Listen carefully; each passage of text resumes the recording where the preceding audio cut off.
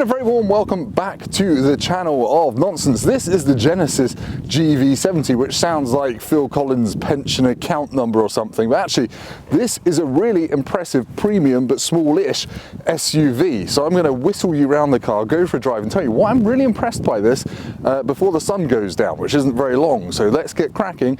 You need to know about this car.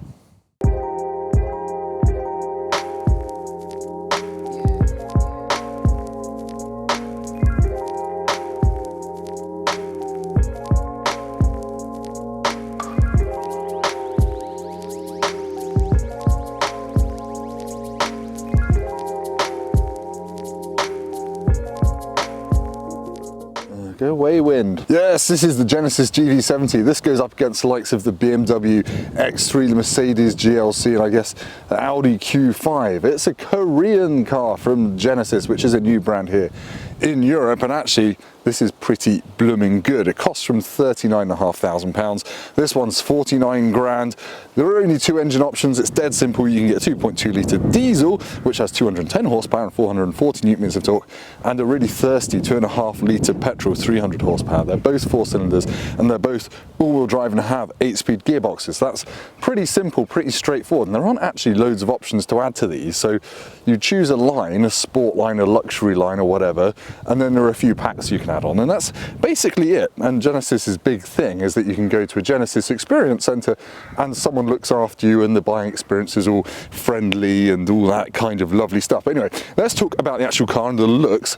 I quite like the way it looks. Genesis is doing something a bit different, but something unmistakably posh looking. Now, these were designed by Luc Donkervolk, who is the chief creative officer of Genesis, and he used to work for Audi, Bentley, Lamborghini. So yeah, it looks pretty striking, I think. This is a matte colour. It's called Brunswick Green, which adds about £1,000 to the price. And Genesis does do a couple of matte options. There's a white, I think, and there's a grey, and there's this green.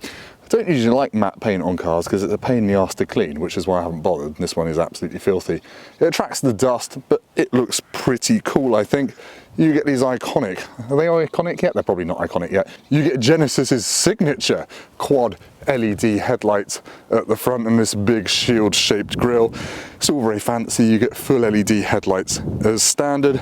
You can actually get this in quite sporty versions. I don't really know why. You can get it with an electrically controlled limited slip diff on the back axle, and there's a sport version, and it's on Michelin Pilot Sport 4S SUV tyres, which is quite a sticky total performance tyre. I don't really know why you'd want to do that.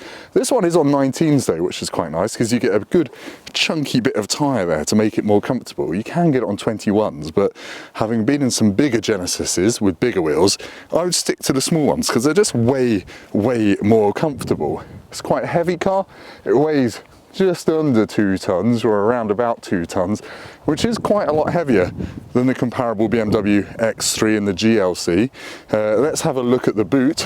Ooh, the boot is a 540 litre effort. You open it by pushing the windscreen wiper there, like on a Porsche Macan. I think it's the Macan that does that. Macan, I should just speak properly, shouldn't I? There you go, it's quite a big space. Got space for the partial shelf down there. I can't get my words out. And there's a foldy flap there to hide it, and there's a little netted space under there as well. If I crank up my arsehole, you can see, that's a technical camera term, you can lower the back seats using levers at the side. And yes, never have children because they will break ligaments in your hands, as I've found out. Let's look at the back seats as well while that beeps its way shut. I like that line there. It's very sculpted. It's a very cool looking thing, this, I think. Quite a lot of room in the back. I'll jump in. Yeah, quite a lot of room in the back. I've got headroom. Knee room is a little bit tight. That isn't in my driving position because this car's got a feature that moves the seat back to make it easier to get in and out. So that's pretty much as far back as it will go. And I still fit really, so it is pretty good going. And if I shut the door, I'm cocooned, but I'm not claustrophobic. And I think, yes, I have sun blinds in the back as well, which is pretty cool. This one does have a rear seat comfort pack, so that's probably part of that. And I've got controls for heated seats and whatnot down there with USB sockets, 2 there, and a 2-pin European plug socket there, and I've got room under the seat for my feet. Now I'm starting to realise that Genesis make really nice interiors, and that's kind of what sets this car above the likes of the Mercedes GLC in my book. I think this feels nicer inside, especially up front. And guess where we're going now? Yeah, Lapland, bitch. Yeah, up front, the Genesis GV70 looks pretty posh, to be honest, and it feels quite nice. And there are lots of lovely materials. These silver bits on the steering wheel are actually metal, and they feel cold for the first couple of minutes driving it on an autumnal morning, and that just feels a bit different. It's a bit nice. It's not the usual everything is plastic fare. Now there are some hard bits of plastic in here, it's not all glorious, but remember, you can get one of these for about 40 grand, so that's quite cool.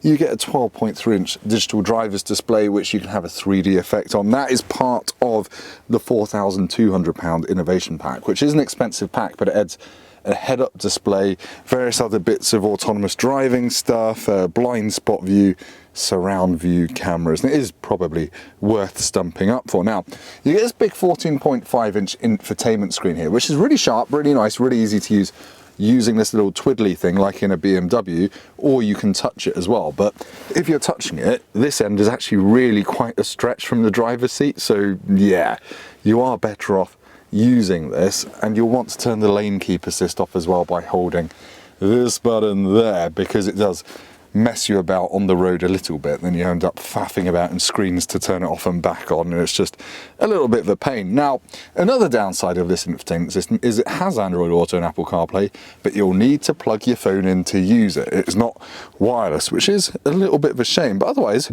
it's really quite nice. I do occasionally get confused between that, the infotainment knob, and that, the gear selector. So when you're doing a 3-point turn by feel, it's quite easy to turn the radio to a different station, all that kind of stuff, rather than actually using the gear selector. But that's just probably me being an idiot. There's a wireless charger in there and some USBs, and I quite like this little climate control panel here, which you can always access regardless of what the big screen is doing.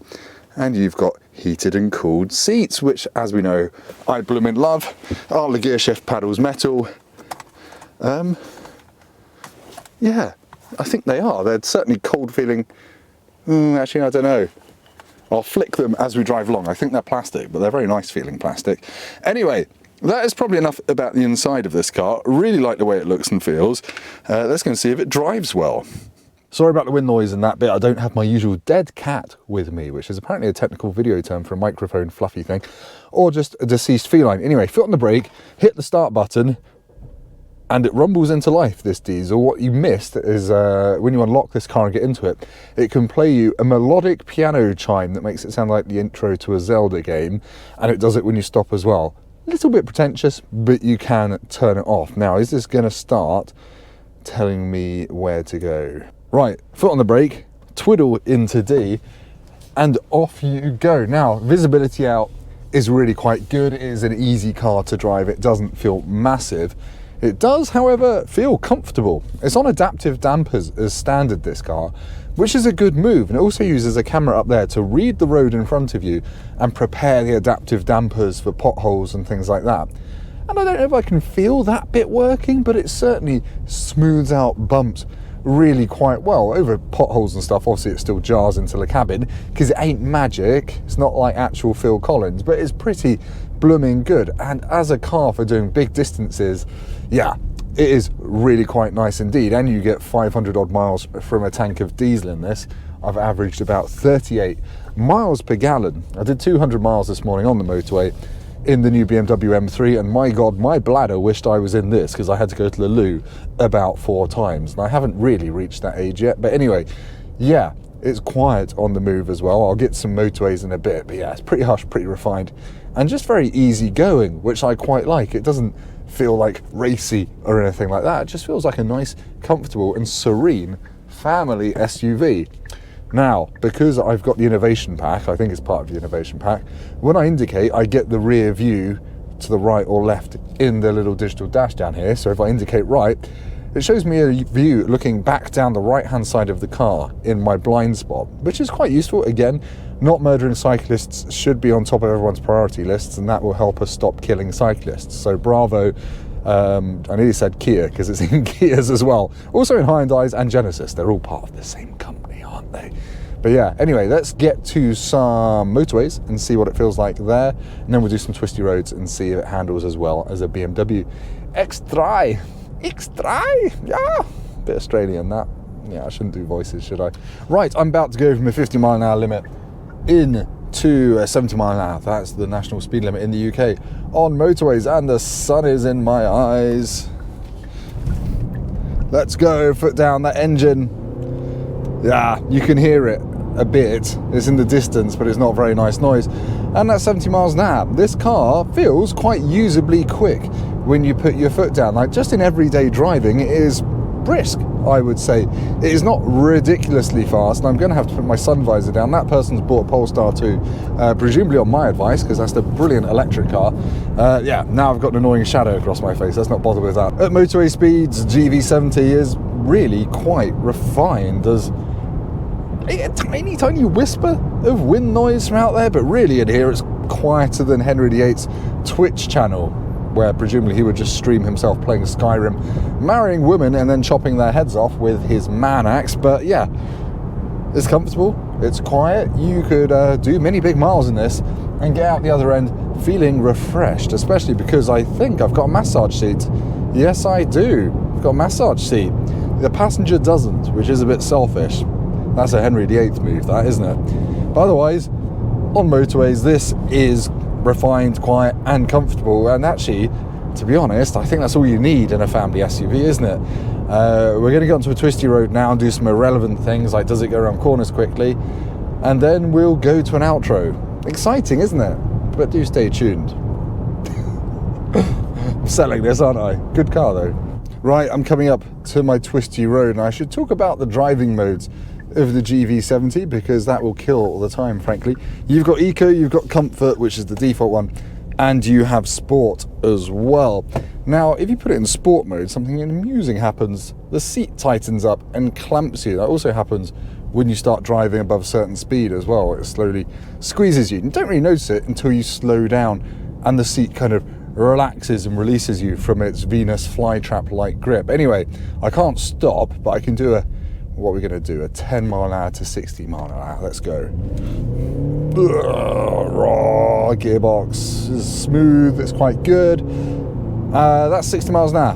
Bit of diesely rattle, but we got there reasonably quickly. Now, 0 to 60 in this is 7.6 seconds. Petrol one's quite a bit faster. It's got 300 horsepower, but it's also quite a bit thirstier. I think you'll probably get 25, 30 mpg out of that, whereas you'll get 40, 45 out of this if you drive it sensibly. Now, things have stiffened up now it's in sport mode, and it does handle, it handles pretty well. It grips on well, and it goes around corners faster than you really want to go around corners in it. It is not, however, as fun as a BMW X3, and part of that reason is you just sense this is a heavier car. You can sense that 2-ton mass when you brake or when you turn a corner.